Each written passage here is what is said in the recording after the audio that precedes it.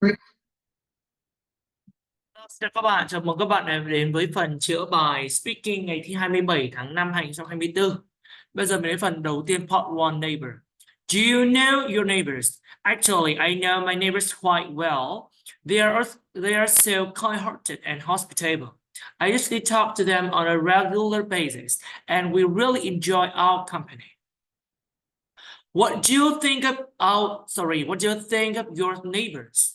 Well, they are like my brothers and sisters who keep their eyes on me when I feel under the weather. I also consider them as my close friends to confide in and count on when I encounter difficulties in my life and need support. How often do you see your neighbors? As I previously said, we see each other every single day when we leave for work in the morning or come back home in the evening. At that time, we always remember writing or asking each other about our life and work. It's quite a good fortune for me to live next to them. When do you meet your neighbors? On the weekends, we often gather in the biggest house, hold a party, and gossip about the stories in our daily life together. My neighbors next door have a good sense of humor, so they tell jokes, which make me burst into laughing every time I talk to them. What problems do people sometimes have with their neighbors?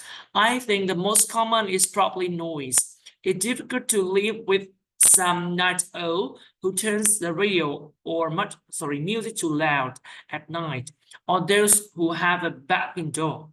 If I were in this situation, they would drive me crazy. What languages can you speak? I can speak two languages, Vietnamese and English. Vietnamese is my native language and it is spoken by a majority of people in my country. I learned English as a second language and have become proficient in it through years of study and practice. What languages do you like to learn in the future? In the future, I would love to learn Japanese. I have always been fascinated by Japanese culture, tradition, and the rich history of this country. Learning Japanese would not only enable me to communicate with native speakers, but also deepen my understanding of their custom and tradition. How do you learn a foreign language? I primarily learn a foreign language through a combination of methods. I take language classes where I receive formal instruction from a teacher. This helps me learn the grammar rules, vocabulary, and pronunciation. I also utilize online resources such as language learning apps, websites, and postcards to reinforce my learning. How are languages taught and learned in your school? In my school, languages are taught through a combination of classroom instruction and interactive activities. We have dedicated language teachers who use various teaching methods, including textbooks, audiovisual resources, and language games. Additionally, we engage in group discussions, role plays, and language immersion exercises to practice our speaking and listening skills. IELTS speaking part 2. In my country, Vietnam, I strongly advocate for my implementation of a new law aimed at ensuring the safety of motorbike commuters by regulating the quality of helmets. Currently, while there is a law mandating the wearing of helmets when riding a motorbike, there's a lack of enforcement regarding helmet quality standards. This had led to a proliferation of low-quality helmets in the market, which offer inadequate protection in the event of an accident.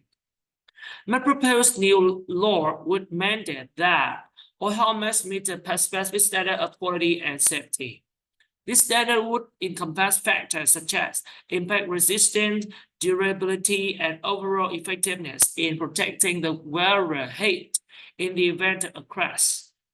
Helmets that fail to meet these criteria would be deemed illegal for use on public roads.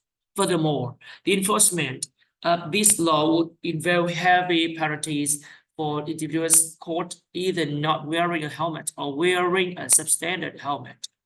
This will serve as a deterrent and incentivize compliance with the safety regulation, thereby reducing the prevalence of low-quality helmets on the roads. I believe that implementing such as a law is crucial for safeguarding the lives and well-being of motorbike commuters in Vietnam. Ensuring that all helmets meet a minimum standard of quality, we can significantly reduce the risk of heat injuries and fatalities in motorbike accidents. This not only protects individual riders, but also contributes to the overall safety of our transportation system.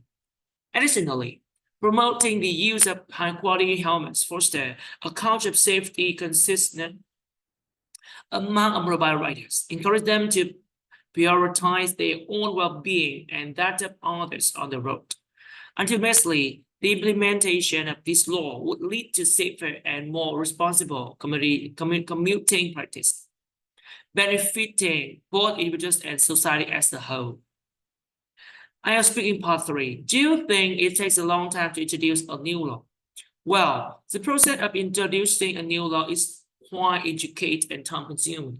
It involves intensive research, discussion among policymakers, public consultations, and sometimes revision based on feedback. So yes, it typically does take a considerable amount of time.